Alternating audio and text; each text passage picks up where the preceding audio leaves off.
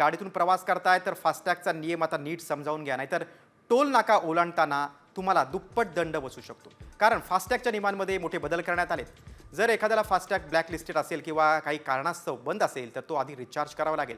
त्यासाठी टोल ओलांडण्याआधी 60 मिनिटं तर टोल ओलांडल्यानंतर 10 मिनिटं मिळतील. जर तरीही फास्टॅग तुम्ही अपडेट केला नाही तर दुप्पट दंड बसणार आहे. फास्टॅग रिचार्ज नसेल, केवायसी नसेल तर ब्लॅकलिस्ट करणार. टोल नाका कर्मचाऱ्यांसोबत वाद घातल्यासही फास्टॅग ब्लॅकलिस्ट होणार. ब्लॅकलिस्टेड फास्टॅग धारकांना दुप्पट दंड भरावा लागणार.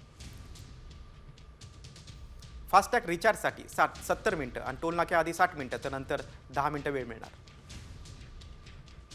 फास्टॅगच्या नियमांकडे दुर्लक्ष केल्यास चालकाला दुप्पट दंडाचा फटका बसणार.